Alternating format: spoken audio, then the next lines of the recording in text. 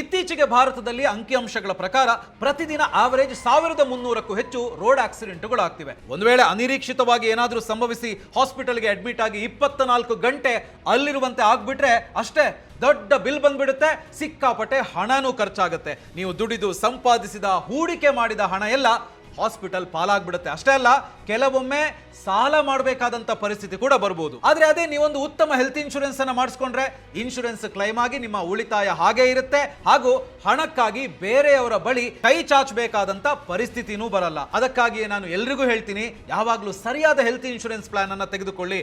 ಆಗ ನೀವೇನಾದ್ರೂ 24 ಗಂಟೆಗಳಿಗಿಂತ ಹೆಚ್ಚು ಕಾಲ ಹಾಸ್ಪಿಟಲ್ಗೆ ಅಡ್ಮಿಟ್ ಆದ್ರೆ ಸಂಪೂರ್ಣ ವೆಚ್ಚವನ್ನ ಕ್ಲೈಮ್ ಮಾಡೋದಕ್ಕೆ ಸಾಧ್ಯ ಇದೆ. ನೋಡಿ, ಮಾರ್ಕೆಟ್ ನಲ್ಲಿ ಹಲವಾರು ಹೆಲ್ತ್ ಇನ್ಶೂರೆನ್ಸ್ ಕಂಪನಿಗಳಿವೆ, ಹಾಗೇನೆ ಹಲವಾರು ಪ್ಲಾನ್ಗಳು ಕೂಡ ಇವೆ. ಆದ್ರೆ ನೀವು ಯಾವುದೇ ಪ್ಲಾನ್ ಅನ್ನು ತೆಗೆದುಕೊಳ್ಳುವಾಗಲೂ ಕೂಡ ಬೇರೆ ಇನ್ಶೂರೆನ್ಸ್ ಕಂಪನಿಗಳ ಜೊತೆ ಪ್ಲಾನ್ಗಳ ಜೊತೆ ಕಂಪೇರ್ ಮಾಡಿ ತೆಗೆದುಕೊಳ್ಳೋದು ತುಂಬಾನೇ ಮುಖ್ಯ. ಹಾಗಿದ್ರೆ ಏನನ್ನ ಪರಿಶೀಲಿಸಬೇಕು?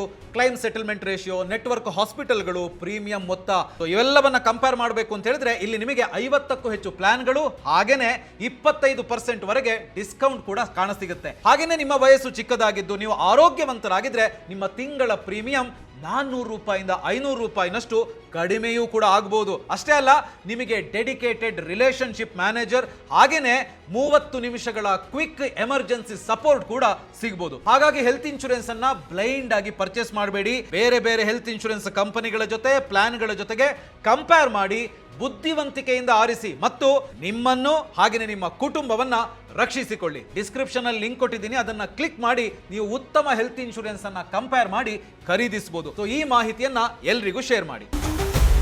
Boss Vala, B the boss.